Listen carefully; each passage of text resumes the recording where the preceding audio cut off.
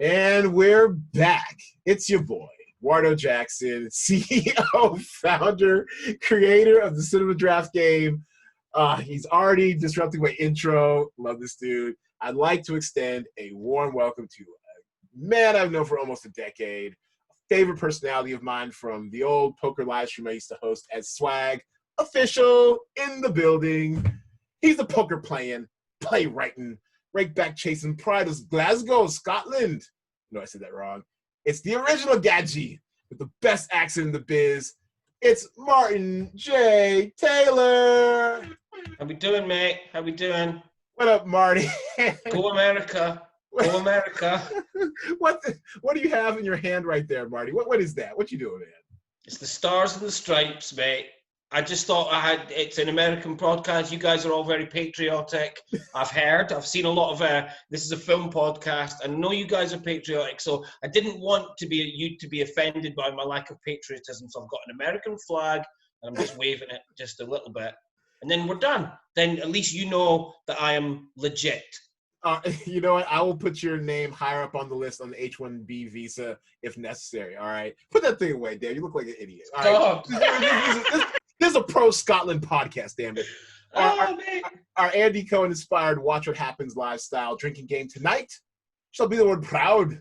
Every time you hear one of us say this word, take a sip of what you're sipping, because tonight's pod will end up covering all the films and make you proud to be Scottish. Yeah, I've got Pinot Noir. No, Pinot Grigio. I've got Pinot Grigio. Is that Scottish? No, it's French. Chin Chin. Is it French? Oh, this was made in California in 2018. There's no getting away from it. America, we're everywhere. Yeah, nice. All right, so you're gonna see me slip into some accents this podcast. I can't help it. It's an actor at heart. I love me a good accent. My boy Marty over here. Tell me something good. With the global coronavirus plaguing the world, the social contract's on fire, people are protesting and rioting the streets, as well we should. BLM, damn it. I just want to hear something good from your corner of the world. Tell me something good, Marty. I made this afternoon a stunning dal. Vegan-friendly, stunning dal, beautifully seasoned, put some potatoes in. So it's a sag dal. I think you can call it a sag dal. Okay. What's a sag dal? I'm a dumb American. Yeah, potatoes, I believe. A sag. Okay. All right. In Indian. It was absolutely delicious, absolutely nutritious, and it's not worked its way through yet, so I'm feeling good. Will the wine act as an accelerant? Yes, that and the spinach that I had yesterday. We're keeping it healthy. You know what? The draft mom, a.k.a. Brown Baby in the game, a.k.a. my mom, she would approve. She's all about her roughage, so. You gotta keep it moving. You've got to keep it moving. All right, and in keeping it moving, we'll go to my favorite segment, What We're Watching. That's right, and I'm going to share my screen because I am still obsessed. I think I talked about this 2 weeks ago when we had Jay Devlin on, and this is, of course, my love for the show Outlander, not to be confused with Highlander, of which I'm still trying to work my way through. I'm not a fan so far. Anyways, Outlander it's incredible. Damn it, I'm in season 3. I think I just finished episode 8. This shit is wild. It is very sexy, very romantic, super gory and graphic as well. I mean, it's a lot, but I really enjoyed this movie. This show. I mean, I watched maybe about 3 or 4 episodes a week, if that. I mean, very well cast. Katrina Ball. I think I'm messing with it. Yeah, it's Katrina. It's spelled in a very traditionally Irish way, I guess. Katrina Balfe, the lead. Gorgeous. Very. So, are you telling me the lead Scottish person is played by an Irish person? No, the lead. So basically, for those who don't know, it's about. I don't watch it. I'm Scottish. I don't watch Outlander. No. I know, and we'll get to that in a second. I actually want to get your take on this real quick. Basically, it's on Stars in the United States. A 1945 British combat nurse is transported back to 1943 Scotland, and she kind of has to adapt to being 200 years before her time, and she ends up in a torrid romance with a Scottish Highlander at the height of clan with a C clan culture when they're about to have their uprising against the British. or against the English. And it's, you know, and or so, as we like to call them, the bastard English. there you go. There you go. And it's really, it's wild because she's, I mean, so she's an Irish actress playing an English person who becomes very pro-Scottish because she marries like the Scottish Highlander guy. And it's On the Scots, on the Scots. yeah, and so I mean, so even before, you know, we started, you know, chatting, you know, off air or whatever, again, you know, and you indoctrinating me into, you know, the struggle of the Scottish. I mean, I was getting loads of it from Outlander, and so this is the part of the podcast where I ask you if you're familiar at all with Outlander, and you're not, and tell us the reason why, Marty. Okay, right. In 2014, there was a referendum, and it was a Scottish referendum to see if Scotland wanted to be an independent country. Now, if I'm not mistaken, Outlander, 2014. Now, people in America were able to watch Outlander, but in Scotland, we were not able to watch Outlander. I think you can Google this and find some stuff that it was kind of pretty much kept from the eyes and ears of the proud Scots, who may or may not have wanted independence because it might, you know, spark up sort of any kind of notions of self-determination and national pride, and just maybe wanting to be free of the clutches of the imperialist English forces. And if we watched something like this, it might just turn our heads, and that's not good, because obviously, you know, the Scots have to be programmed into believing that we are subsidy junkies, and that the English, the kind-hearted English, with all their money, all their imperialist, and let's be honest, ethically gained money, they look after the Scots, and that they subsidize us, or we would perish. And all that oil and gas and water and natural resources like wind that we have. Did you know that Scotland actually creates enough wind energy to power itself? We're good. Oh, the wee Scots? No, the wee Scots. The wee Scots, the wee Scots, the wee proud Scots, with our deep fried Mars bars. Well, far be it for this. Well, I've not seen it. Censored in the United Kingdom, but that right there is a nutshell of how, you know, the Scottish people feel about the English imperialists, and why Outlander, such great programming, very pro-Scottish, but it's pro-freedom. Pro-freedom is unavailable in your locale. But we don't mention the B word. Oh, okay. What do you? Well, you said about freedom. You mentioned freedom. That's you're one step of separation from the B word. You know what the B word is? Bastards? No. It's a film. It's a film. It's a Scottish film. Scottish film. Don't say it's the B word. Mel Gibson. Oh. Quick. So we frequently indulge what I like to call cultural cul-de-sacs on this show. Let's go to a quick cultural cul-de-sac on the B word. And you know I'll share my screen just so people can see it if they're watching on YouTube. This is actually a podcast, so people who are listening. 5 Oscars in the bag. 5 Oscars in the bag for the racist anti-Semite, commonly known as Mel Gibson. Let's just Yeah, I mean, so Mel Gibson's B movie. What do actual Scots think of that movie? Well, look, I've seen it once at the cinema, and then I saw it on telly, and I will never watch it again. Just because, one, look, he's a racist anti-Semite, okay? Okay. Possibly with violent, he's not a nice man. You don't want to support him, no. There's that, yeah? The film is historically all over the place, right? Okay. It's historically all over the place, and, it's that thing where Hollywood does, Hollywood does the Holocaust, Hollywood does slavery, Hollywood does the Scots, yeah? Hollywood does the Irish, Hollywood does, the Middle East, you know what I'm talking about, right? Right. And it's still Hollywood, right? Now, is it a good film? Oh, James Cosmo, there he is, James Cosmo. I mean, is it?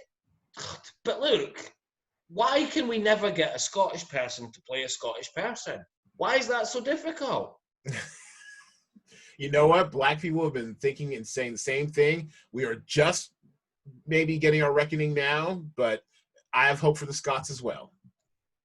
I mean, look, and I'm keeping it real here. I'm keeping it real. Let's not keep the Keep English it a buck. Keep it 100. Go for it. Right, keep it 100. See, if I was a middle-class English person, I'd have been gutted. I'd have been gutted over Bridget Jones going to an American. Ah, yeah. I mean, come on. She's brilliant. But True. how many posh? Imagine you were like, wait a minute, an American's got Bridget Jones. Wait, that was my movie. That was my movie. But you know, actually, we have it all. Trust me, we have it all the time. David Oyelowo, excellent actor. I have no qualms with him. I loved his performance as Martin Luther King. But I mean, and there is a small faction in the Black actor community, I would say, African American actor community, that gets annoyed at Brits, you know, taking our roles when it comes to historical figures. I personally, as an actor, you know, lapsed actor, I guess, been 25 years, whatever. But I don't mind it so much because it's not so much like I think like, oh, it should be colorblind casting, the best roles go to the part. I honestly believe in that entirely, but he's a great actor. I was fine with it. If you do a good job, I'm fine with it. For some reason, it seems super easy for pretty much any foreigners to do American accents, but the converse, it's like we can never nail it. Think real quick. Give me an American actor who could do a British accent well. Oh, look, I haven't seen the film, but Willem Dafoe. I saw the clips of Lighthouse. Okay. And he's playing like, ooh-ar, kind of like, you know, don't go down there. Right. And look, I've got a bad tooth. I'm waiting on, I just keep looking at my thing. When I open my mouth, I'm halfway through. Do you know, before the COVID, I was halfway through oral dental surgery or whatever you call it. Oh, no, It's they didn't incomplete. finish? Yeah, I have a gap where a crown should be, and I just noticed myself when I'm smiling. I'm going to refrain from smiling, okay? Because I look like a vagrant.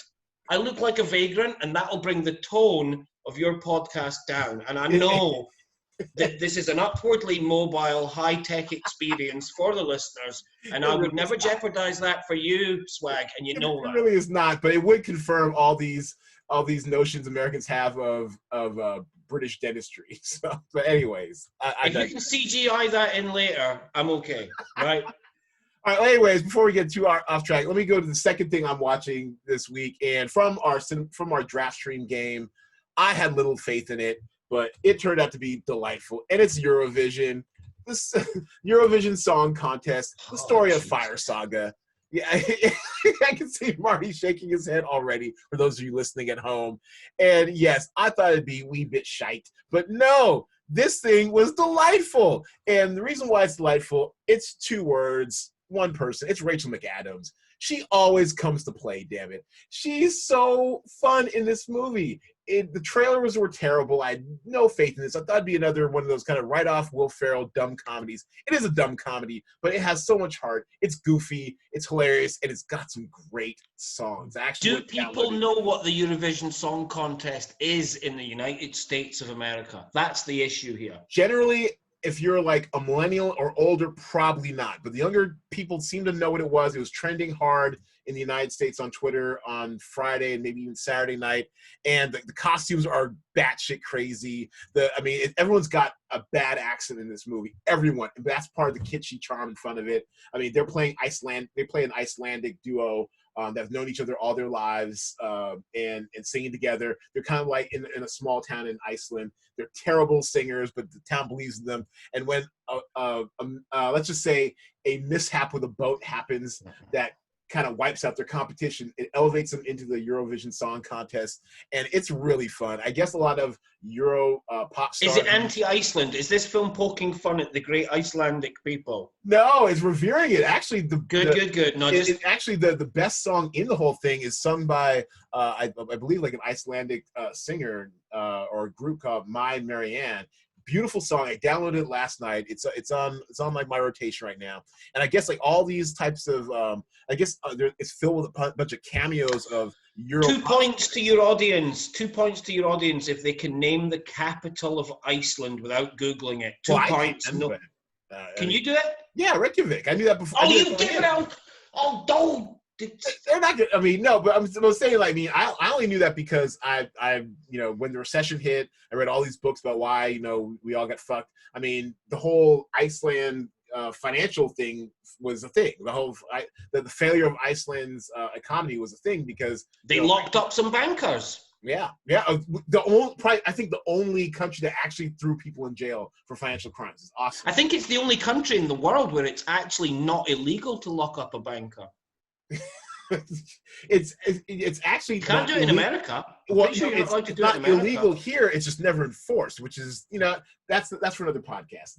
Anyways, but yeah, so beautiful country. The draft mom loved this, and Rachel McAdams. The thing I love about Rachel McAdams is that she never feels like she's above the material. She always goes in, and she goes in hard, whatever she's doing, and she's the consummate pro. She's a talented actor. Her accent's terrible. I don't care. Great to look at. Fun game. She's ready to do whatever she wants, whatever the script requires. I mean, you may not like it. I know you like more serious fare, Marty. No. Don't do me down. Don't do me down like that, man. Pierce Brosnan too is in it. It's great. He's just so great.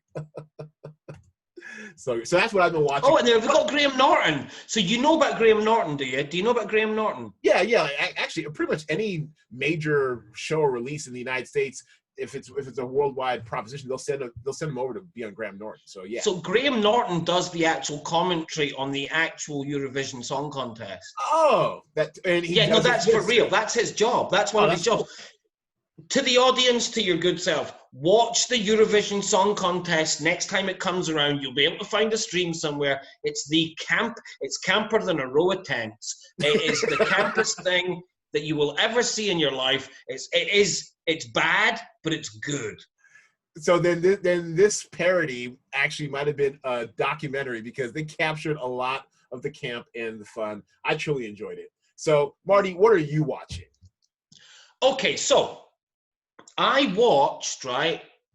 I went on a website and I looked at the top films of 2019 and I was looking for films that I didn't know.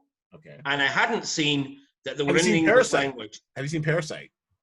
Yes, saw it at the cinema. Okay, cool. All right, we're good. We're very pro Parasite here. I'm a Parasite junkie. I've seen it. No, I loved it. I loved it, right? So, but I watch a lot of films that are not in the English language. Oh my God, what am I doing with my hands? So I watched a lot of films that are not in the English language, and I wanted to watch some English language films just because, I roll both ways. So I was looking down the list, and the first film that I didn't know that was best of the year was a film, and it was, English language, was Dolomite Is My Name. Ah, yes. So I downloaded it. Let's not say if I did it legally or illegally. Let's just say I downloaded it. Well, now you're telling yourself. No need to do that here. Right? And I downloaded it. I had no idea what the film was about or who was in it. And then first thing that comes up, I'm like, oh my God, this is kind of from the 70s. It's got that beautiful sort of golden brown color scheme, saturated colors. And it said starring Eddie Murphy. I'm like, wow, this is the Eddie Murphy film. And I had no idea who Dolomite was. I had no idea of this story. I laughed. I cried. Just 2 hours goodbye. I was educated. I honestly, mate, I would have given the Oscar to Eddie Murphy. It's the best thing I've ever seen him do. It made me really draw a line in my opinion that says, no, this guy is a great actor. He's in that character. He is doing it. It's not vain. He's not vain. He's got a belly. He's got sag. He's got paunch. This is not a man in his prime. This is no vanity. Everything was serving the story. Wesley Snipes. Yes. Wesley, can I tell you something about Wesley Snipes? Snipes is a trained actor. He's a Shakespearean, classically trained actor, and he was doing bits in this film. He was showing me. He was I'm trained as an actor. I'm classically trained, okay? Right. I've told you that before. Classically trained, went to drama school in London. Same here, although your training is far better than mine was. Let's not talk about that. Let's not talk school of drama. Be proud. Be proud. So what I was seeing was Wesley Snipes was giving out acting game, if you know what I mean. He was just showing these little twirls and these little, do you know what I mean? He was doing stuff, yeah? Like a rapper. You know when a rapper lets us know that they've got it, you know what I mean? And they take it to the next level. Wesley Snipes, oh man, I love Wesley Snipes. When he's given it, like, he's a proper actor. He's got a lot in the locker. He's underused. I like that. A lot in the locker. Yeah, He's got a lot in the locker. So Yeah. I loved this movie. I loved everything about it. It just, I've told everybody I know to see it. I just think it's just, you know what I mean? It's a 10. It's a 10. And pretty much every, right? like, historic, well, not historically, but like almost like every 80s to 90s to aughts, like, good actor, like, stops by for a second. Like, we saw Chris Rock for a second. We saw, Keegan Michael Peele is in here. Yeah. I mean, Divine Joy Rams, she's on the rise. She's so good. She was amazing. She's so good. I mean, like I said, Wesley, I mean, it's great. Yeah, this is a joy. Give me one other thing you're watching, Marty. Well, look, because we spoke about it. I watched Bamboozled. Yeah, buddy, our quarantine movie of the week. You told me about this, and I downloaded it, and I watched it literally an hour and a half ago. And I love Spike Lee, and I hadn't seen this film. And I said to you, the first thing is that Spike Lee is a great film director. He is a great film director. And the thing about great film directors is that when you watch them, in a film where they get to show off who they are and what they're about, that's not always going to be their best film or a perfect film, because you're going to get bits where, like and I'm thinking Jean-Luc Godard, I'm thinking Antonioni, I'm talking like the heavy hitters, where you just have to go, look, they're indulging themselves right now, but I don't mind. Sometimes you gotta let them cook. Sometimes you have to let them cook. Yeah, and they are showing individual signatures, if you know what I mean. Individual flourishes, yeah? And I just thought it was a really brave film, The time, it came out in 2000. Can you imagine? The last half hour of the film is brilliant. It's uncomfortable. You see more and more and more images of Negro iconography from what I believe to be like the 1850s to the present day, and it's disgusting. I don't mean disgusting, and it you know what I'm talking about. That it's disturbing, and it's disturbing, right. But it's look, it's, how can I say this? You just, as I've said to you, America is a racist country. Sorry, I love America. I love you. I love everybody. But America is a racist country with a racist past. And that when you start to see this iconography that is basically waving a flag and almost celebrating this terrible past out of context. You know what I mean? It's in the context of the film, but right. It's only when it's like I say, if I went into a shop and I see that, as I have done in America, I've been to bric-a-brac shops, and Baltimore has them, yeah, because I spend a lot of time in Baltimore, and it's like I say, basically what I'm trying to say is, when's the revolution? And yes, and when it comes, you're ready, huh? Yeah, big you're time, with us. But look, I really, really, really want to say that Spike Lee is an incredible filmmaker. He is brave. He is taking chances. He is in risk of isolating himself. We know that his movies don't get supported at the box office by, I believe, the marketing campaigns. I don't think they push his films. Some of these films, distribution-wise, advertising-wise, is what they could. Because he is, and this is the thing, Dolomite, it's a 10 out of 10. Yeah, great. But there are things in Bamboozled that make you uncomfortable, that make you angry, that upset you, that disturb you, made me cry. I cried a lot. And that's something only great filmmakers can do. Like, you watch their film and it's going to stay with you. And I kind of went over this. And I kind of went over this last week when we had our boy Ringballs on about Bamboozled and why I I like it so much. And at the time, I was doing movie reviews, and it was my 2000 movie of the year, hands down. It was just, and I think it came out like in August or something. I was like, look, every other movie the rest of the year can just go home. This is the movie of the year, partially because of what it's saying and the way he said it, but also to me, and it's a satire, and satire is hard to do well. And as Jon Stewart will attest with his Irresistible, which actually wasn't that bad this past weekend, but it's totally satire, and it does deal with tough imagery and tough themes, but also it forces, like you said, the racist past of America in your face so viscerally that as a Black person who's has this type of who's been exposed to this type of stuff my entire life and has generational pain pretty much in my DNA.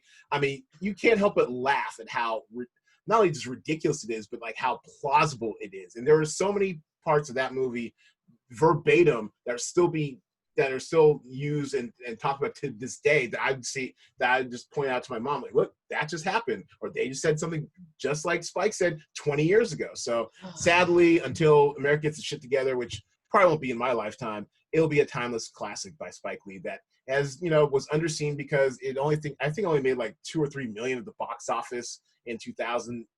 That part of my money's in that. I saw it at the theater, loved it, raved about it, but it was so hot to handle. No one in 2000 wanted to go see it, and I think it's getting a bit of a second half-life on video now that America's finally possibly confronting its own racist past from the white standpoint. Yeah, and here's the thing. I mean, like, this is the thing, right? Is that I don't think Spike Lee gets enough credit for his greatness as a pure filmmaker, right? So I was thinking about this. Okay, so if we cast our minds back to Do the Right Thing, which is often, people will arguably his greatest film.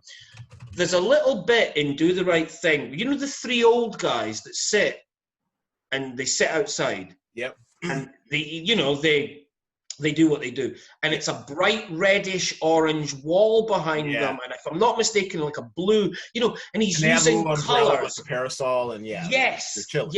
Now you don't need to do that, right? Most people don't bother. Yes, they've got a cinematographer, and you figure out a color, palette and all this, but he is a pure cineast, a pure cinema maker of cinema, of moving pictures, and that he's doing stuff all the time. There's not just a simple put the camera here, and you see that in Bamboozled. Some of the editing is deliberately jarring. Some of the camera positions on the single shots where it's just a shot of like a close-up of a head, he'll put that head, there we go, look, that's that's a shot from Robin Harris. It's just beautiful. Yeah. But somebody has to say, we want that red, and we want them wearing what they're wearing. We want that parasol to be kind of multicolored polka dot, and it's beautiful. And that shot is a piece of art. Yeah. Now I don't think he gets enough credit for being as cine literate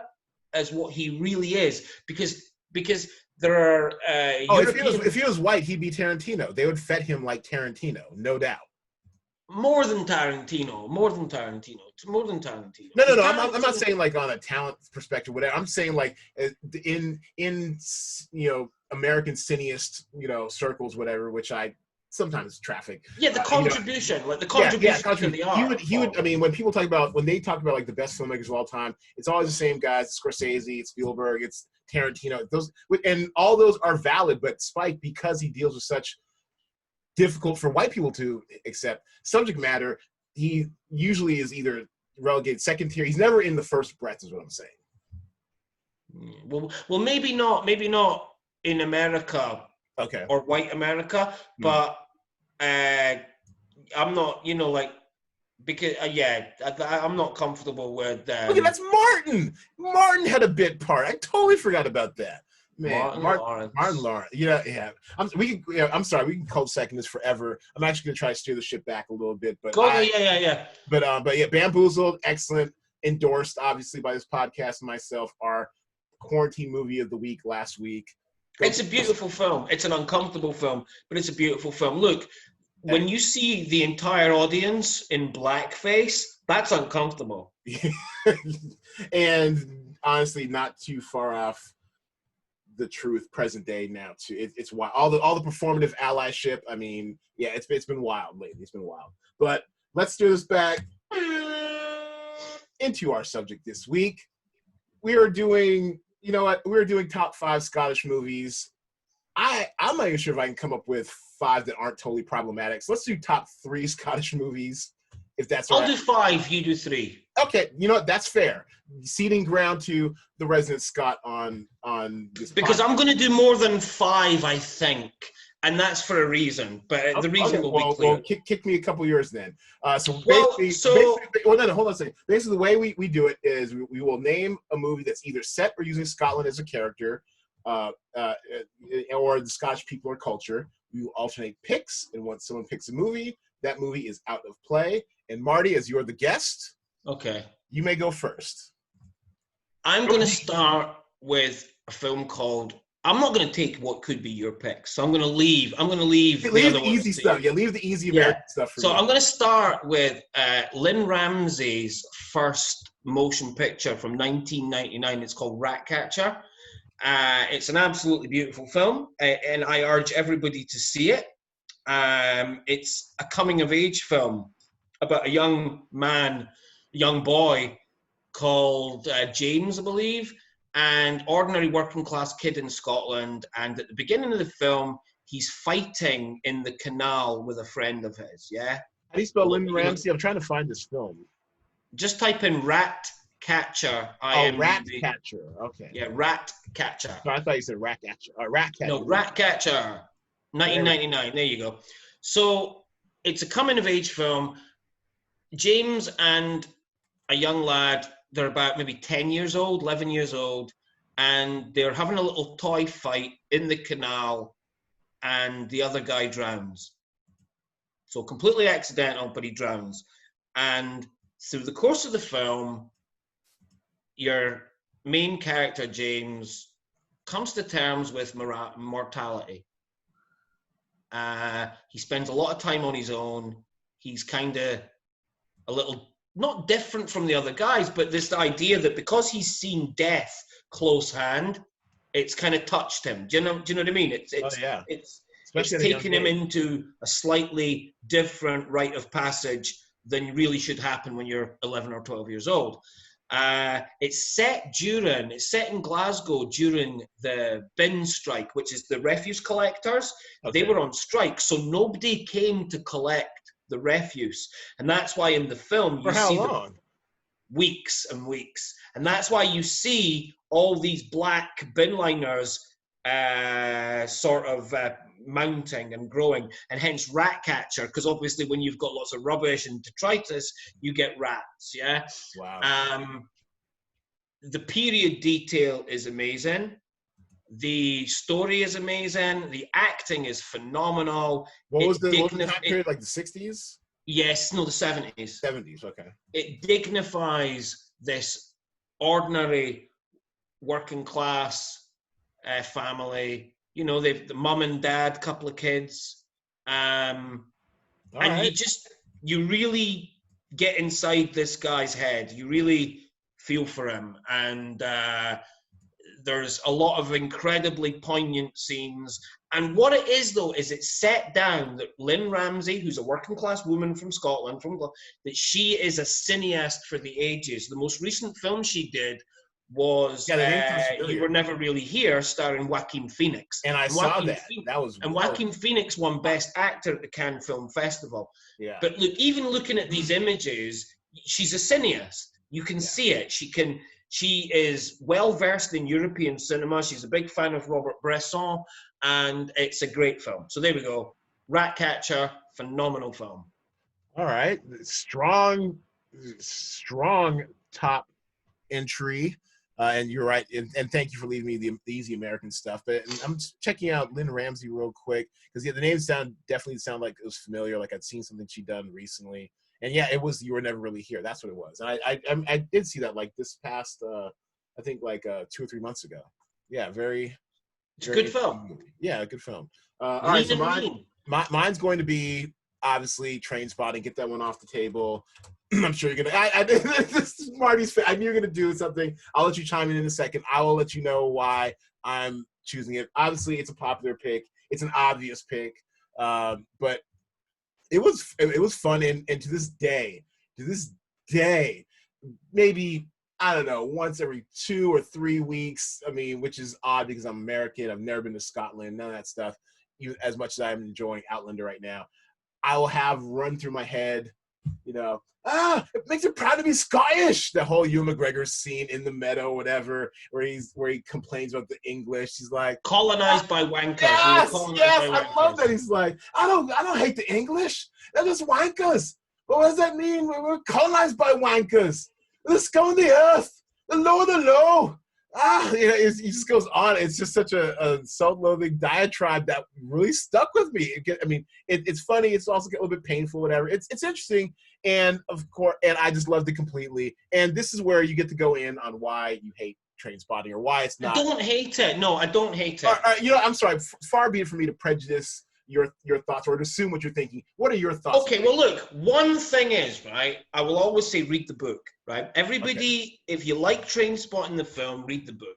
Okay. And I'm 100%, you don't need to be able to compare the two. They can exist separately. You can love the movie and never read the book. But in this case, if you read the book, you get a much better idea of, A, why the film is called Train Spotting. Because that's not in the film. Whoa! Was that Kevin McKidd? Wow. Okay, wow. This is going back. Kevin McKidd, aka dude on Grey's Anatomy. Yeah. That's right. Yeah. So yeah, it's worth reading the book. It's the book's very.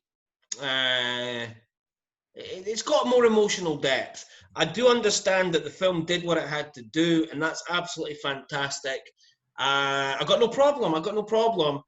But, the thing is, the cultural impact on Scotland and people's perception of Scotland. So the Edinburgh Festival is the largest festival of arts in the world. It takes place in Edinburgh. You will be hard pushed to find a Scottish accent during the month of the festival. It's been cancelled. It's been cancelled this year. I'm not mad.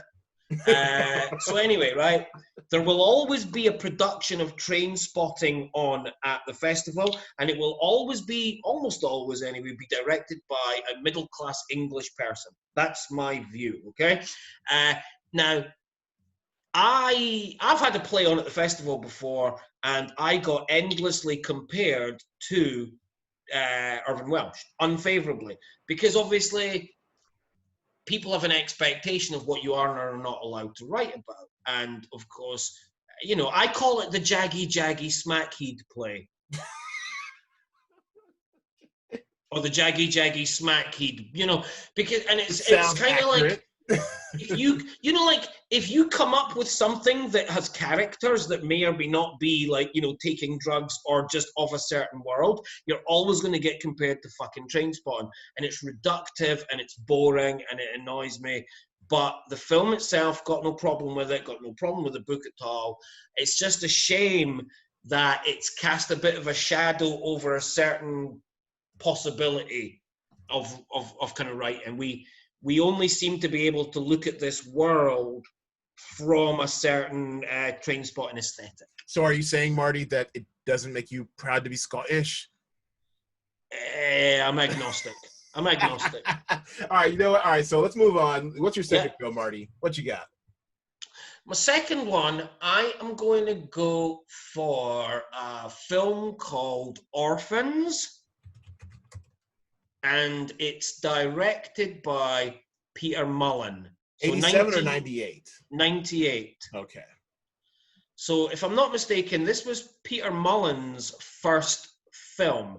It's actually got a Train Spotting connection because he played, Peter Mullen is the Mother Superior in Train Spotting. Oh, okay. Yeah, he's the guy that you go to get the drugs. He's the Mother Superior. So Peter Mullen is also... No. It's not. The Mother Superior is actually played by Irvine Welsh. Oh, well, forget that. Anyway, Peter Mullen is a very good actor. He's been in loads of stuff. He also directs films. And this is his first film. And it's just a really good family drama centering on the orphaned sons. So I think the father has died. Okay. And it's that sort of home truths coming to roost. You know what I mean? That sort of long, dark night of the soul. Sure. And in that movie, Peter Mullen shows some really nice directorial flair. There's some surrealism, if you know what I mean. The film isn't, you know, when you watch working class stuff, it's almost like got to be kitchen sink. It's kind of like, oh, they're poor, they can talk about this, and it's got to look like that, and the acting has to be naturalistic. Boring, boring, boring. And it's almost like the scope of the infinite possibility of aesthetics is reduced, much like you know, when we're talking about Bamboozled. Hey, you want to write a story? This is what you're allowed to write about, and it's reductive, yeah? And you don't really do that for the white middle classes. They can write about anything they want, you know? Orphans kind of reminds me of that freedom when you watch it, because it's not hampered to the socio-economic conditions of its characters. It's a fine film. All right. I will add that to the list. My second film is Mary Queen of Scots, and I enjoyed this film. I remember seeing it in the theater, and I think I dragged my mom to see it. I must have been home for Christmas or something. I can never say her name right. Saoirse Ronan. There we go. Saoirse Ronan. Saoirse Ronan, Irish woman playing a Scot. I mean, a fine tradition in this podcast, apparently. We love our Irish actors playing Scots. But anyway, she does a great job. Margot Robbie, Australian, playing English. And basically their rivalry for being the true Queen of England.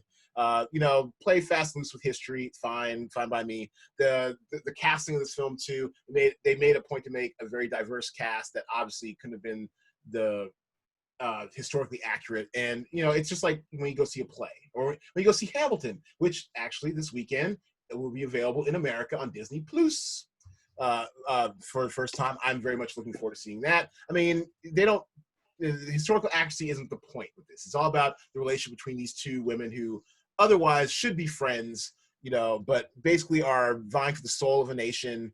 You know, I get a little fuzzy on the history. Actually, when I watched it, I was actually more firm in the history. I think Saoirse got a Oscar nomination for it. I mean, it was really good. The way they made Margot Robbie look too, because I guess her Mary I think they were both Marys, right? I think her Mary was less conventionally attractive per se. So they really made, and she was suffering from some sort of ailments. They really made her look, you know, un-Margot Robbie-like. Let's put it that way. And I thought it was really well done. Gemma Chan was in here too as a courtier. Some other recognizable Joe Alwyn, aka Mr. Taylor Swift.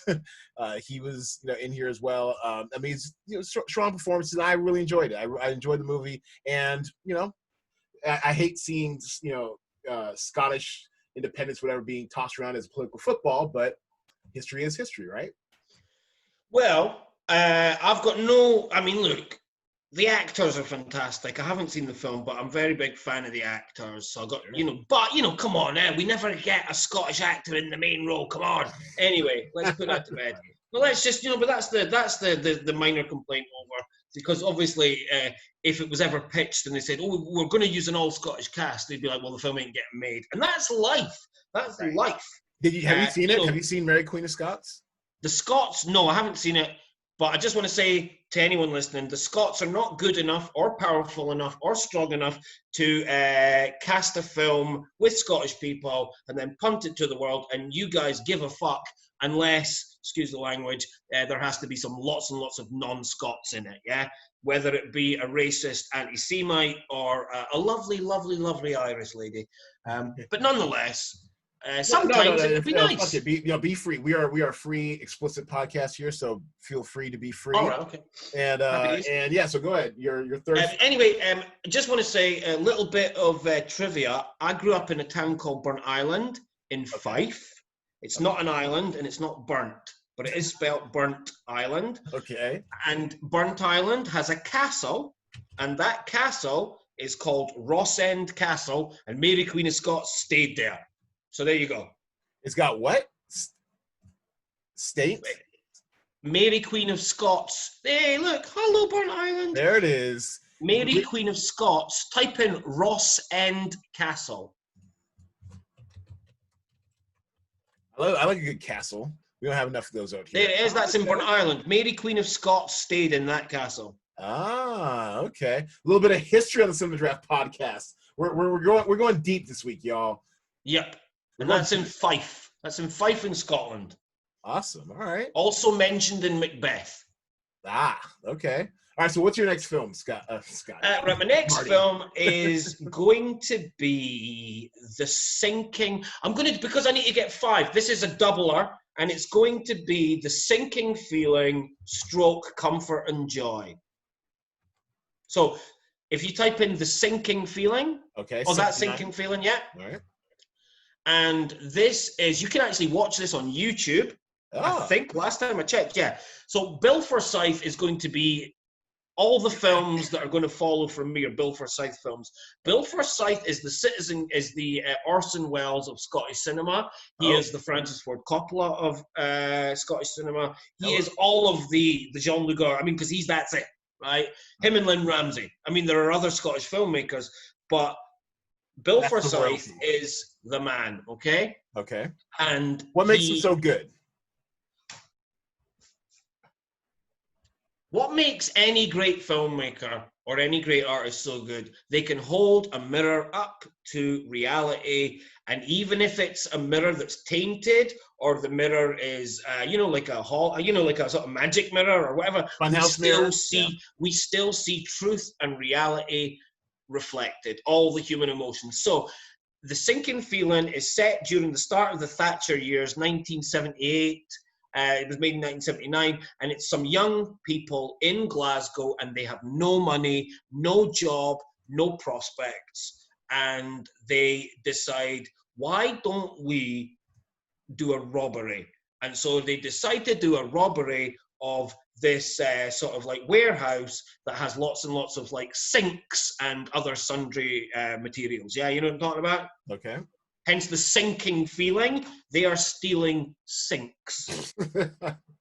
like all master criminals would. All right. It's a caper movie. So now, why do I love him? It's a genre film made on a minuscule budget, and I'm talking minuscule. These actors were all from local youth theatre, okay? Some of them are professional. He is not a trained, when he did this, he was not a trained actor. He is not a professional actor, that gentleman, right?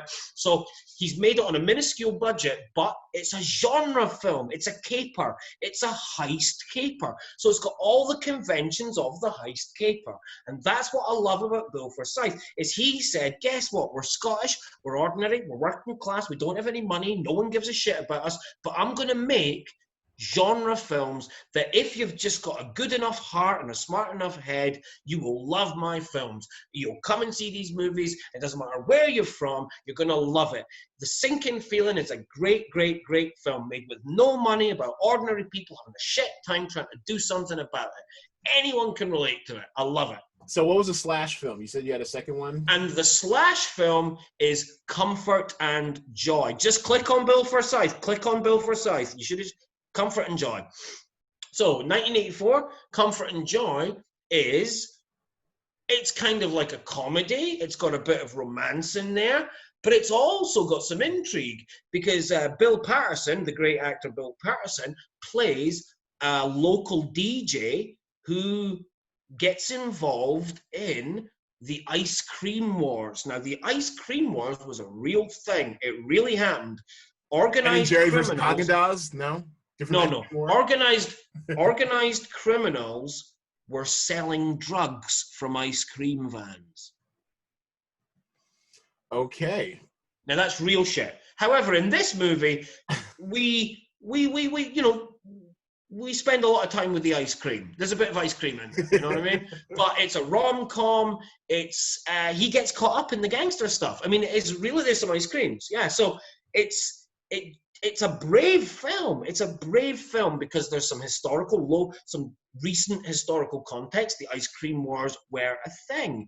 But you've also got an existential crisis movie. This is a man who relatively speaking, is a celebrity in a town that doesn't have many celebrities. He has I think his wife is maybe a little bit younger than him. She may actually be his girlfriend as well, since I've seen the film.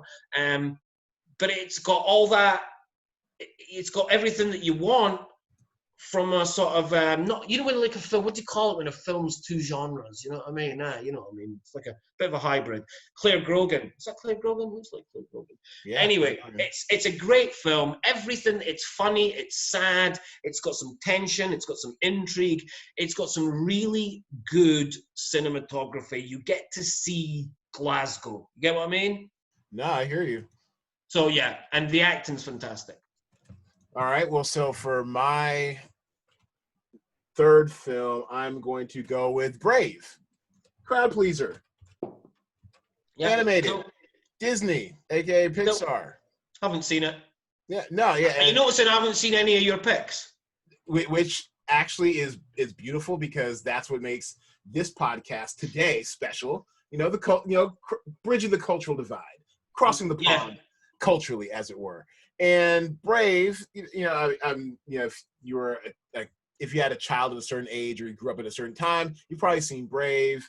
You know, as it says. How much did it do at the box office? It crushed. It was Pixar. I mean, this was during the stretch where Pixar had never made like a movie that didn't like crush. This is back in June of 2012. Kelly MacDonald voiced the lead. You know. Billy Connolly. We've got Billy Connolly as well. Yeah. Oh yeah. Yeah. It's a strong voice cast. Emma Thompson, all that sort of stuff. She always gets to do a Scottish accent. Seriously, there was a film that came out a few years ago, and she got to play one of the main parts, and it was Scottish. It's kind of like she's the industry English go-to Scottish accent. I mean, is her Scottish accent good? It's all right, but you know, because over here, people. She's not short of options. Well, over here we consider Emma Thompson the treasure, whether she's doing Scottish accent or not. And I mean, it's a crowd pleaser, family. Well, look, here's the thing. Can I look? If you find out, does Emma Thompson, will she vote for Scottish independence? Because I think she lives in Scotland. Oh, okay. If she is pro-Scottish independence, good. If not, cancel.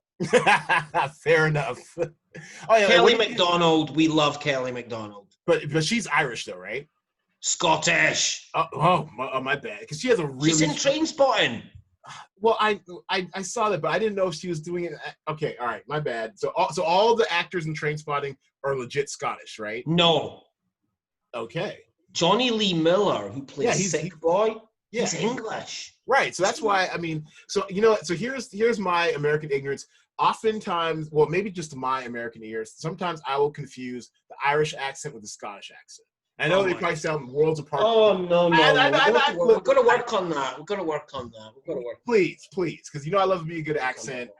Normal people will explode. They're not even close. Look, do you know, that's like saying I confuse an American accent with a Mexican accent. I know. It's pushing your ears. I'm just telling you, I'm just giving you my reel. That's all. I'm giving you my reel. Anyways, Kelly MacDonald's in it. She's the lead in this.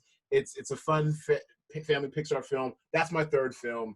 What's your next one? And that's Edinburgh. We love Edinburgh. Yeah. Strong act. She was also in a recent movie, a series, Jiri Haji. I think that's what it is. Which is like, it's another one of those Netflix films, international production, set in London. She's a Scottish, is it a DS maybe? And what's his face? Is it Ken Watanabe? Comes over, has issues with his daughter and stuff from Japan. A Japan, British, Scottish mix of cultures. That was very intriguing, very confusing. I watched it. I enjoyed it. So, yeah, Kelly MacDonald still getting work. Still looks great. We love Kelly. We love Kelly. She's a bonny lass. All right. She's a bonny lass. She's bonny, man. All right, anyways, go ahead. Even though she does a bank advert, but let's pass on that. I don't even know what that means, but okay. She advertises a bank. Oh, does she? Well, got to pay them bills, man. I know, you got to get paid. What would you do if the Chevy Chase Bank's a real thing in America, isn't it? I think so. It's not very big, though, over here, I don't think. Right, okay. Yeah. Decoy. Yeah, anyway, Kelly MacDonald still getting work. Good for her. All right, what's your next film? Right, so we are now number 2, and we have to go for local hero. That's it. Local hero. Okay, got it. Which is, again, it's a Bill Forsyth film made in 1983. Now, the interesting thing with this was he got some American money. Oh. Now, so as you can see, Burt Lancaster. Burt Lancaster, an American actor. Okay, gotcha. Let's not muck around here. He got Burt Lancaster. Now, the film that is going to be my number one was the film that he made before Local Hero. All right. And it was a real good calling card. It wasn't his first film, but it was a really good calling card. And on the strength of that film, which is called Gregory's Girl, may as well say, he got to make Local Hero, bigger budget, bigger scope. And it's about a man who works for, I believe, an oil company, and they want to do some stuff in Scotland, I believe. They want to buy some land. It's a while since I've seen it, right? Yeah, to buy up an entire village for the oil company. It just so happens that the guy that owns an important stretch of land is just an ordinary guy that lives in a bit of a shed on the beach. And they send over an American to get to know the people of the village and to, I guess, con them into selling up for the oil company. But this man that comes over, he kind of falls in love with the Scottish people. You would love this film, by the way. Okay. You would love that. You want to see a proper Scottish film, this is the one, okay? A Local Hero. Yeah, Local Hero, put it this way, right? If Local Hero's a 10, and it is, Trainspotting's a 4. Oh. So if you think Trainspotting's a good film, Local Hero wipes the floor with it. So that's what makes you proud to be Scottish. All right. I'm not proud to be Scottish, but I know what you're saying. Okay.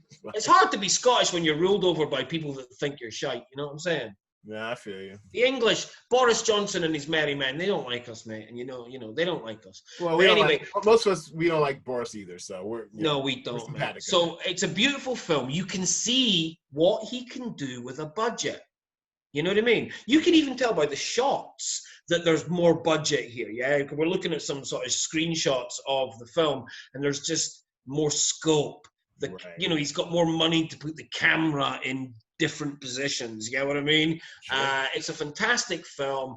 The soundtrack is absolutely phenomenal by the lead singer of Dire Straits, whose name escapes me, but you can Google him.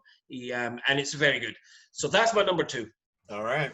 What do you think of the cinematography? It's good, isn't it? No, it looks good. I mean, and that's it's funny because the draft mom came by once and saw me watching Outlander, and they're doing like some of the sweeping shots of the Scottish countryside, and she was like, "Oh, that looks nice." I'm like, "Yeah, it's beautiful, gorgeous country over there. It's on the list."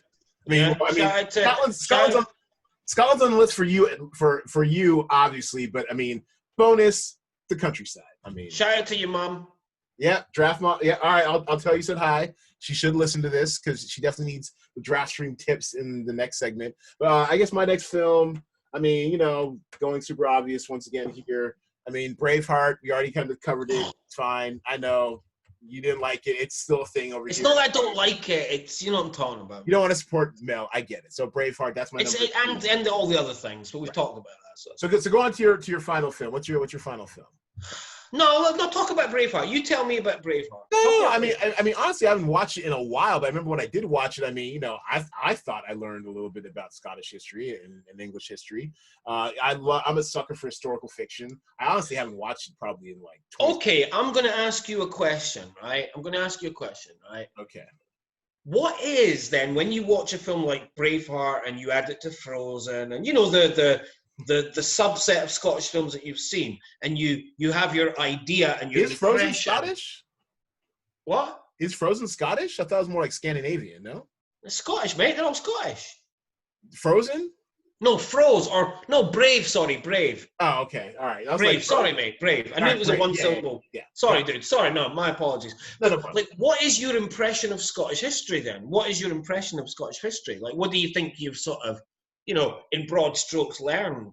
Well, now that I'm watching Outlander, I mean, it's totally different. I know about the rebellion and how they kill off the clans and all sorts of stuff. I'm definitely, more versed in it, but it's basically just a history of continually fighting for independence and wanting to be their own country and being under the heel of a colonial force, and of that I can definitely recognize like similar struggles with African countries. Actually, I'm also watching Beecham House.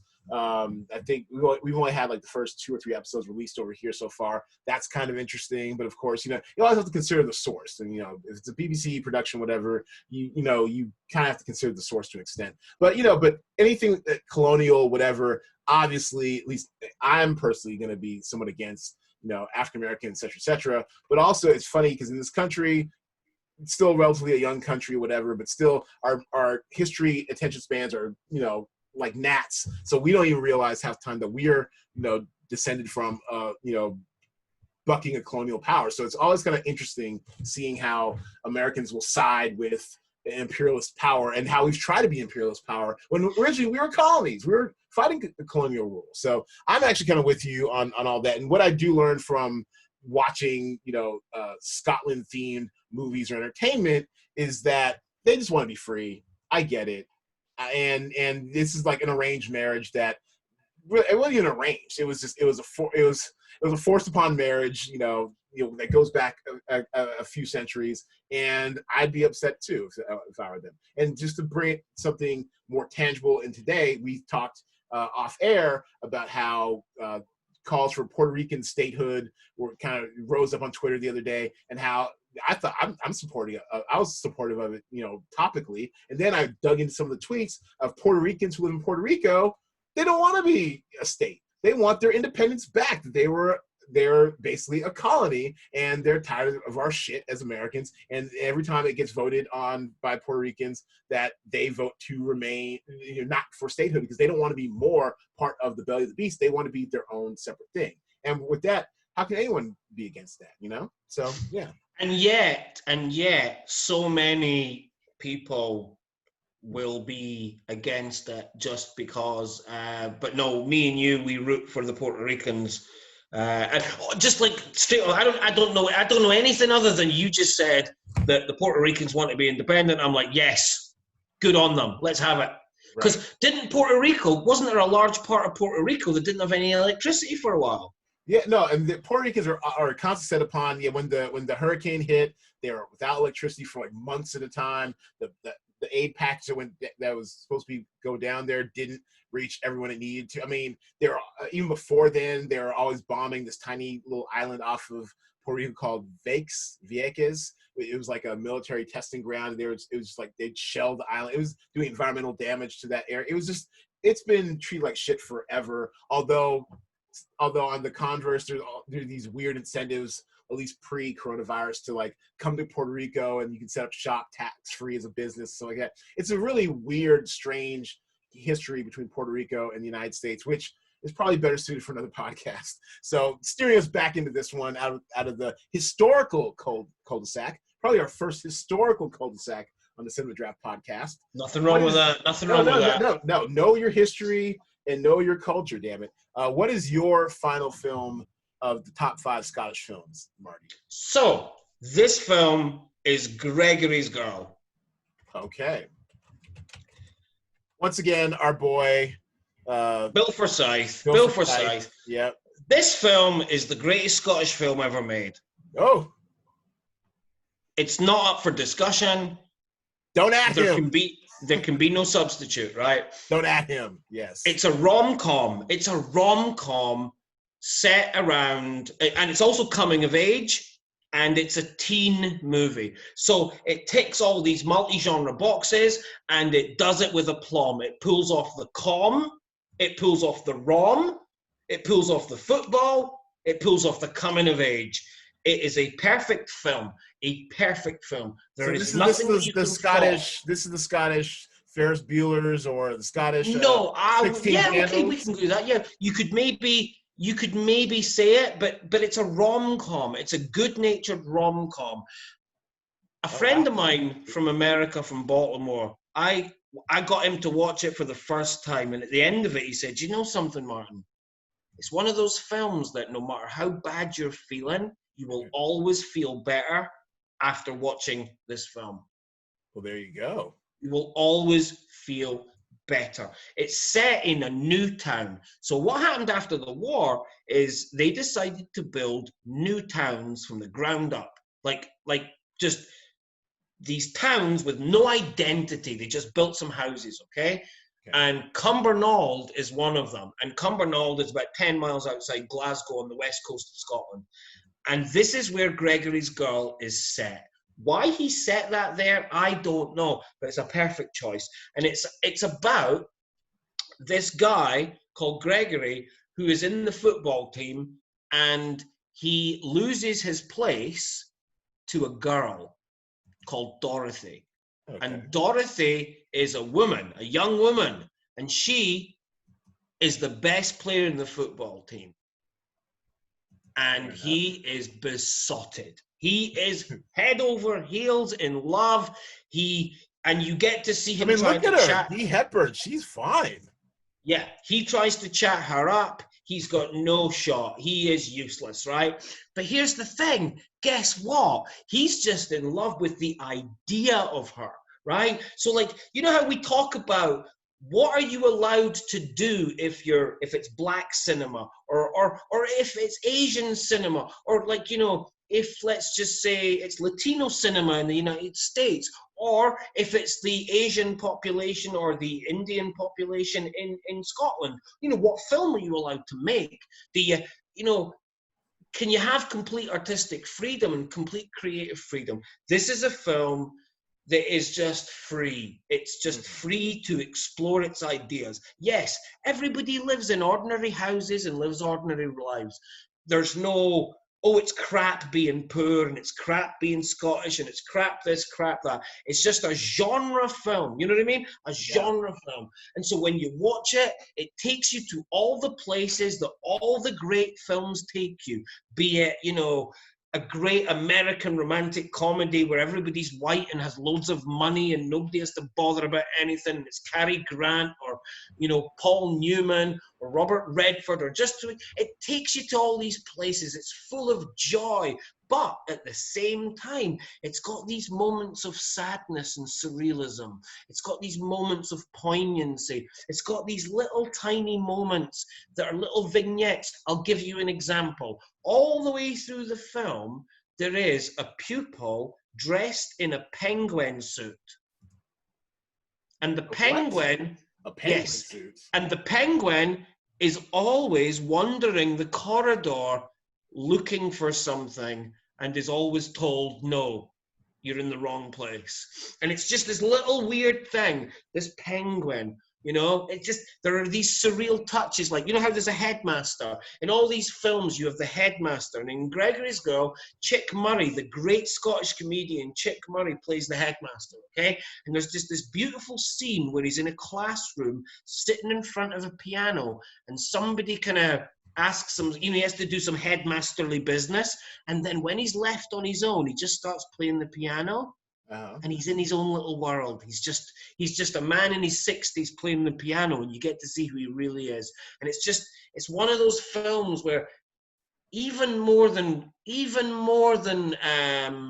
Local Hero, you really fall in love with whatever it is to be Scottish. It's a beautiful film. It's surreal. It's magical. It's cinema. It was made on the tiniest of budgets. I think it cost about £300,000 at the time to make.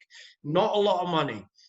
And yet, you watch that film, and look, I first watched it on Christmas Day when I was about 12 years old, and I went through to the TV. They put it on Christmas Day, which is a big deal. You know, the Christmas movie. They stuck it on at about 8 o'clock at night on Christmas Day. And I tell you what, we all huddled around the television to watch it because we didn't have a big TV. And at the end of the film, all I wanted was the film to go on forever. I wanted to live in the world. That world I wanted to live in. There's the lighting, the natural light of sort of summertime stroke autumnal Scotland, where it's about 9 o'clock at night and you're in a park and the sun is very slowly going down and you're just lying there on the grass with a girl, or if you're a girl, you're with a guy, or who knows, girls, guys, everybody's, we're all equal. And you're just shooting the breeze, talking shit, you know what I mean? Yeah. Talking crap with the object of your desires and affections. And it's a magical film. Sounds like a wonderful experience. And my final film is totally opposite of that. This one's on my list. I've been meaning to see it. So this won't actually count, but I mean, English degree, drama degree. I have the complete works of Shakespeare, blah, blah, blah. Macbeth. I haven't seen it yet. I want to see it. I'm sure it's great. It's Michael Fassbender, one of your old, schoolmates at the London, whatever, School of Drama. The Drama Centre. The Drama Centre London. Drama Centre in London. There you go. So I haven't seen it, no, I haven't seen it. I want to see it, though, because it's Macbeth. So I can't quite say that's my last movie. But I did see this one movie, almost slipped my mind, called Filth. And it's James McAvoy. Look, ever since I was exposed to him in, Wanted? And I'm trying to think, was that 2008 no, probably earlier than that, probably 2004 with Angelina Jolie, Wanted, that, where you can curve bullets and that crazy ass movie. That was great. That was my first exposure to James McAvoy. And ever since then, I've been a fan of his work. He's super talented actor. I enjoy him quite a bit. And I saw him in this movie. I think I watched it on Netflix one time.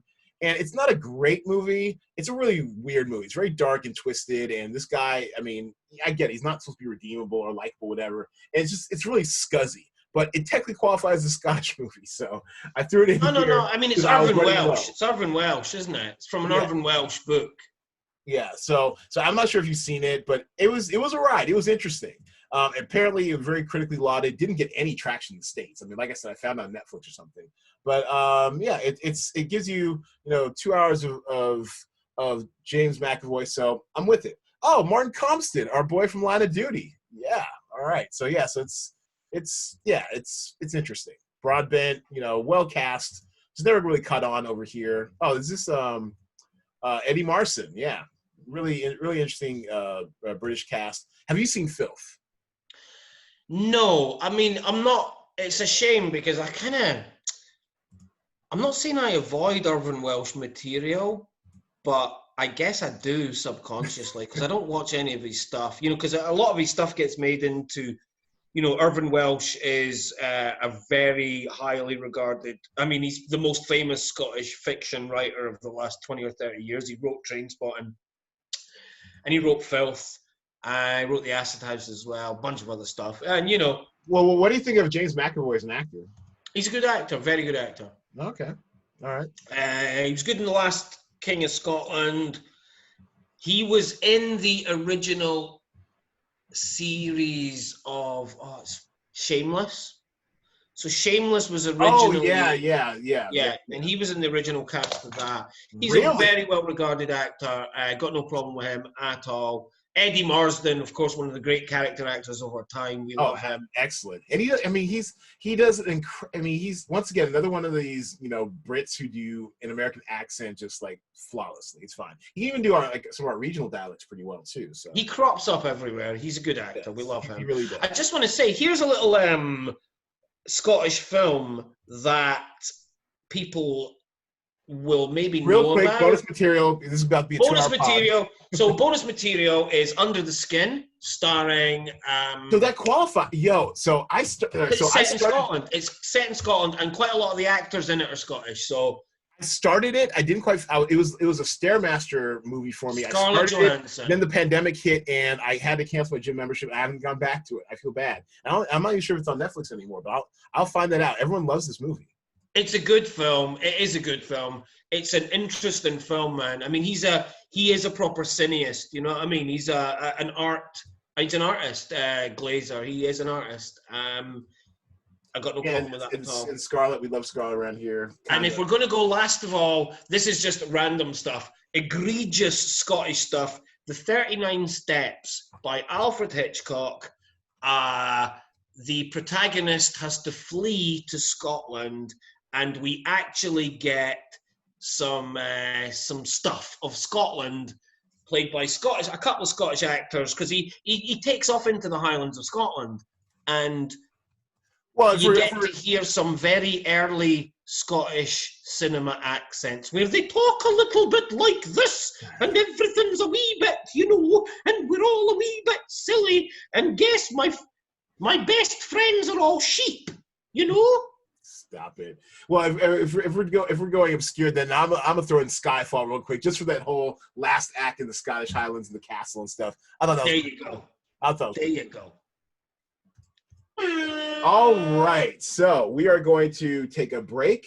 For those of you listening at home, we will bring up the speed on how the new game, DraftStream, and its alpha test is played, and we will be right back after these brief messages.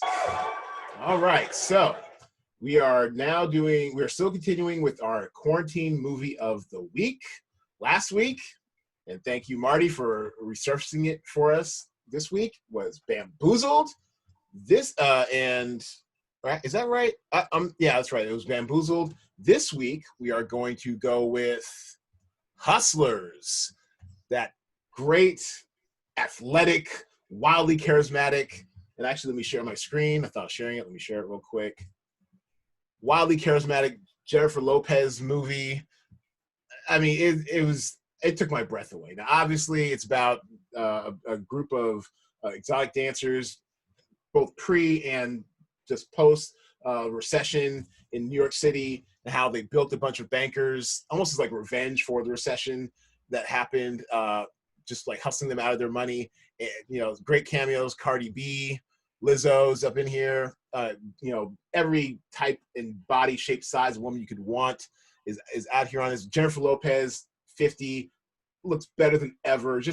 Truly, and from what I was told, half-assed internet research, as it were, she would carry her pole around her for about a year. Anywhere she was traveling, where she had to, she'd bring her own pole to practice in her hotel room until she looked like the veteran dancer that she was in this film.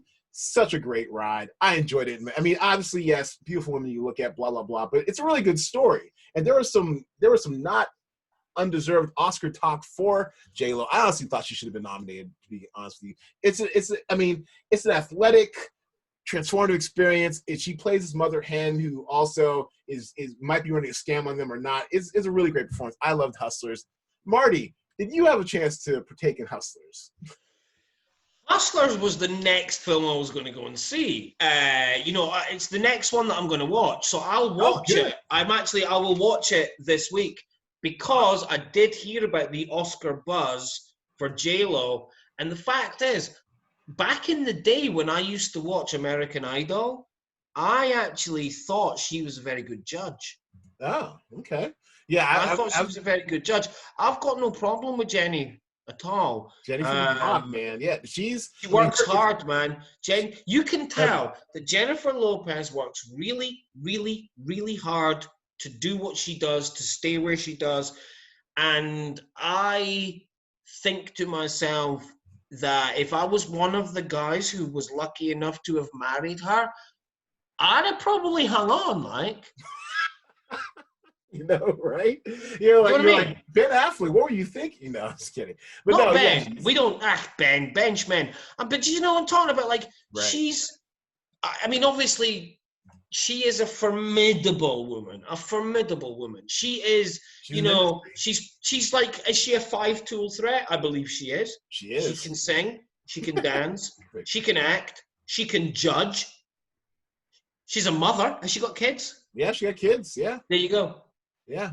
She's incredible in this movie. I highly endorse it and suggest people to watch it.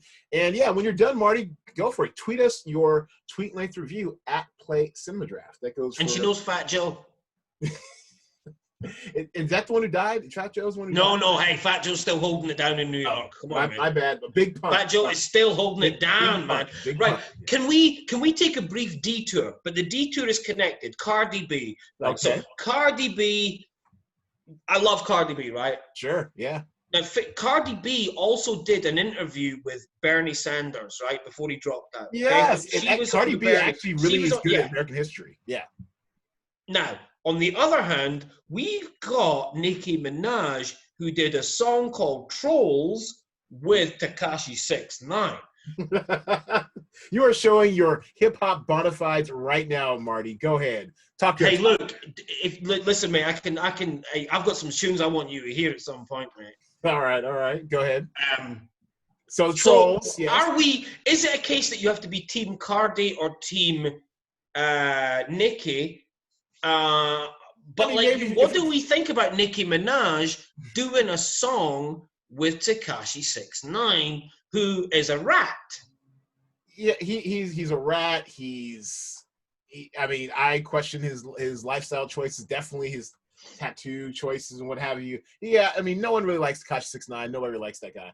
I mean, I'm of the world. I watch trends and stuff that go on Twitter and stuff. I see little spats here and there between the camps. I have no stake in it. I love them both. I remember. I mean, I'm more of a mixtape Nicki person than say right, yeah.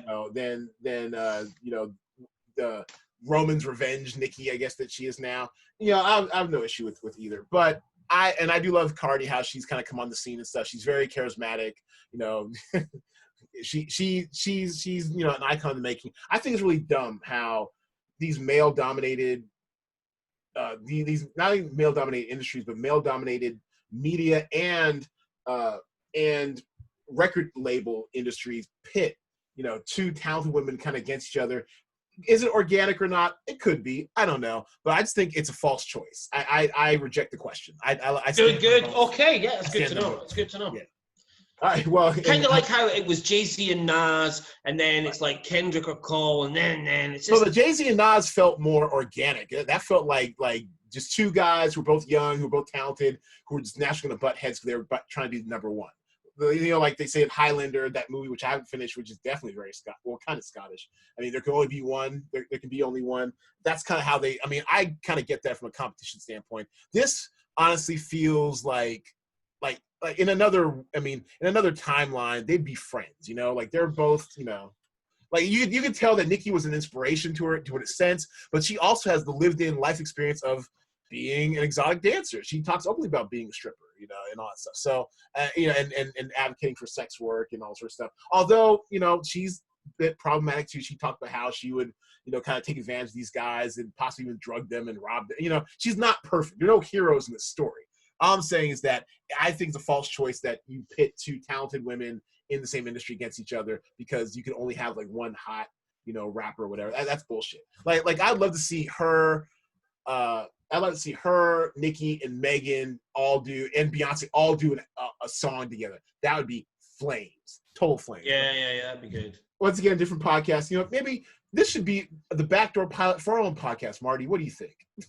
Yeah, man, this should be. All right, so we are going to, and as you can see, my video's crapped out. There we go. He's back. I'm back. Let me share my screen once more. We're going to go to the DraftStream update. Now, I know you've yet to play our wonderful game, Marty. I'm sure once it's all coded up and pretty, hopefully you'll come entertain us, throw us a call sheet or two. But basically, the DraftStream game, as we went over in the break, you're picking actors to be in your perfect call sheet. And basically, we're trying to guess how the marketplace is going to receive them. It's an amalgamation of critical scores and user scores across Rotten Tomatoes, Metacritic, the Google user score, and also the IMDb user score. Let me share my screen to show you what we're talking about. Last week, yo boy, give it up for me. Bruh. Yes, I won it, damn it. I beat the infamous Jaybird, Ontario's own, the Canadian invasion, the Canadian occupation. He's gotten second place now for 2 weeks in a row. Suck it, Jaybird. This week I won last week I won because I had a nice mix of Athlete A, the Netflix documentary on the United States gymnastics abuse trauma. It was a good movie. I didn't think it was extraordinary per se, but critics thought otherwise, and the audiences also enjoyed it as well, or at least learned from it. I'm not sure if you can say I enjoyed watching this testimony of these young women who were sexually abused, but it did its thing. And also, headliner stack of A Regular Woman got me those extra 40% bonus points. very key. A Regular Woman, I actually did not know much about. Foreign film that was already built in, had some sway, which is why it costs so much more than the other films. And then also Madagascar, last minute comeback. Going into Monday, it was Jaybird's game to lose. Guess what? He lost it. He lost it on the back of one single review. It was, I had to dig deep for this too. I was obsessed. I found out that if you dig a little deep into the user reviews, you can find whatever reviews have been left. There was one review, an 8 out of 10, about this movie, this documentary on the lives of Madagascarian women, and that was enough to bring home the bacon for your boy. It was a very tightly fought race. There it is. I won by 6 points over Jaybird, who has yet still cashed for his 8th consecutive week. This week, in our talent pool, we have, I guess, the headliner, of course, is going to be Hamilton. I mean, the filmed, not an adaptation, but the film version of the Broadway play. I've been waiting all my life for this, damn it. I've never seen Hamilton. I've yet to see even the regional performances of it. I have the soundtrack. The soundtrack's awesome. Are you familiar with Hamilton and the Hamilton soundtrack? I'm not the soundtrack, but I do know the piece. I don't think it's been over here yet, but I've seen on various award shows, like, you know, when they perform bits from it. Oh, yeah, yeah. The soundtrack. You know, I've heard a lot of good things. But I heard a couple of dissenting voices. Oh, okay. Well, do tell, because as we're ready to make our call sheet, those where I need to look. I need to research the dissent. Okay. You know, like, you know what it's like. You know when something takes place, like a biopic, yeah? And it's a glowing biopic or whatever, and then somebody will say, "Oh, but I guess what? You never knew that he murdered his granny, though, did you?" You know, that's not the way it happened, or something, right? Yeah, exactly. And you have to look into it and go, "Oh, I didn't realize that he actually used to torture stick insects," or, you know, that there was, you know, other things that they kept out, you know. So what was the dissenting voice? What did they say? Just that it wasn't all. Is it about Alexander Hamilton? Yeah, about Hamilton and the founding fathers. He wasn't all that. I just heard that he wasn't all that, and it was just on Twitter, and it was just, and it was not from white people. You get what I mean? Oh, sure, yeah, I'm sure I mean, well, I don't know. Actually, I don't know if he owned slaves or anything, but anytime you get historical figures from that era, it's always dicey. It's just always dicey. Yeah, so Hamilton's going to be big in play. I've got it as our highest highest salaried. Why is something a big salary? Is it because it's going to be getting talked about? Well, so the way the game works is that it's an amalgamation of ratings, basically, and game and titles with higher points are generally should cost you more. At least the big thing about this game, kind of like with poker, is a game of imperfect information. These shows haven't debuted yet, so you're trying to gauge how the audience is going to respond and how the critics are going to respond. And sometimes you do see pieces and bits and pieces of intel that's out there, like with this one, A Regular Woman. All the ratings were already kind of somewhat in, which is why it was priced up. So we figured that there wouldn't be much movement through the weekend as this was reintroduced to audiences. So we figured, okay, if we put it at $20,000 of $100,000 salary budget, then it's probably going to do a pretty good number, and it did. It was the second highest scoring movie or title of the weekend, right? But what I did not count on was Athlete A, which was a Netflix documentary, because Netflix has so many titles coming out at any one time. A lot of them get kind of lost in the shuffle. But as you can see, it did really well. 100 from Rotten Tomato critics, 98% Google score approval, 86 from Metacritic, which is, even despite the default score of 66, Metacritic tends to be a little bit harder than Rotten Tomatoes. And then the IMDb user score was high. And in our game, these are weighted averages. We weight 60% more for IMDb user score and Google user score, because we want to put the power of the score in the hands of the audience more so than critics. And I used to be a movie critic, but what do we know? We're not the hand of God. So you're always trying to figure out. Roger Ebert gave Bamboozled 2 stars. You need to read his. That sucks. He was married to a black woman. What the hell was he? You know, Roger's great. I love Roger. I grew up watching his Siskel and Ebert, but he doesn't. But he gets it wrong. He gets it wrong a gets it lot. wrong. And when Exactly. it just, yeah, I didn't get it. 2 stars. I was like, what are you talking about? It bothered me. Like, Yeah, and so this week I figured Hamilton not only is the most talked about, but I find it hard. I will be shocked this thing gets anything less than 120. The highest score we've ever had in this game was The Last Dance, the 10-part documentary series which debuted back in April of the Chicago Bulls, right? And that was our highest scoring one ever. It was great. It was legitimately great. It was very talked about. It was buzzy, and it was appropriately.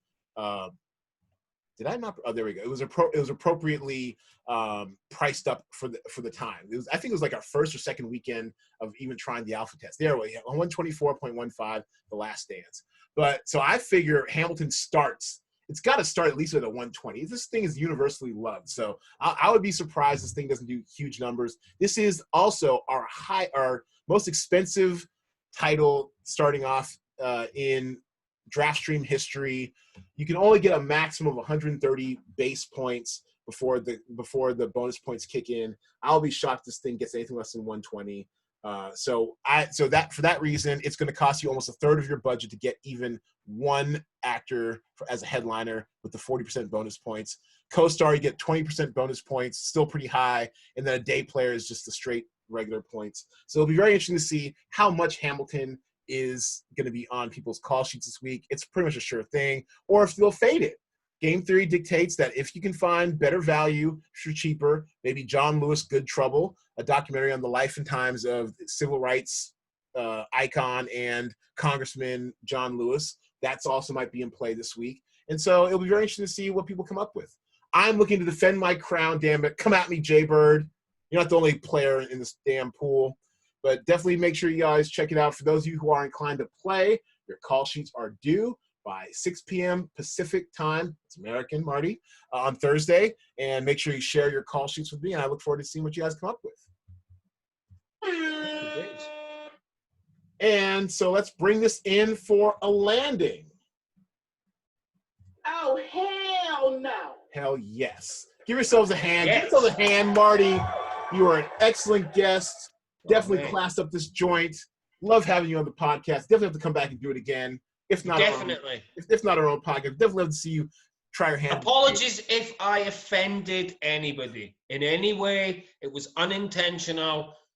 If you talk a lot, you do. It's amazing how when you talk, you can trip yourself up and say fine. We apple love you, instead of oranges or left instead of right. It's dead easy to do. So the No, intention. you were great. We loved you. I loved having you on. Definitely have to have you back on here again. Definitely waving the flags of you're awesome. This is the time when there you go. This is the time where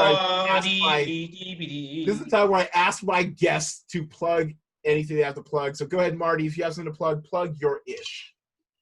Okay, look, there's a song that I am absolutely loving at the moment, right? All right. And it's called Auntie. Auntie, and the artist is Quengface. Quengface? Quengface, Kwengface. It's not for the faint-hearted. It's a UK drill track. Okay. And I just think it's a stunning example of the genre. It's my current single of the year. It's Certificate 18. It's X-rated. Okay. All right. It's what you would expect. But look, Quengface is from Zone 2. They are a rap group stroke gang from Peckham in London, South London. Peckham is most famous for Only Fools and Horses. Some people might have watched that. It was a sitcom that the BBC ran for years and years. But it's also an area of social deprivation, and Auntie is an absolutely fantastic example of UK drill, and it's a thriving scene, and I just love it. It's just the wordplay, the rhythm, the beat, everything is harsh. Look, it's hard. This is hardcore stuff, but it's a beautiful example. I'd expect nothing less from you, Marty. And on that note, we're going to play us out. Thank you, everybody, for watching. Thank you for listening. If you're listening at home, thank you for playing the DraftStream game and supporting us over here at the Cinema Draft Podcast. Again, thanks to my guest, Martin J. Taylor. Marty, the original Gadgie, who always gives me the best in Scottish talk. Well, he's got a lot in his locker. And this is usually when I'd say go out and see a movie or something, but no. Even AMC doesn't want you to go see a movie yet. They have pushed back their reopening another couple weeks. Keep pushing it back. It's not safe. Stay at home. I want you to quarantine with a movie or something, everybody. Thanks for watching, and we'll see you again next time.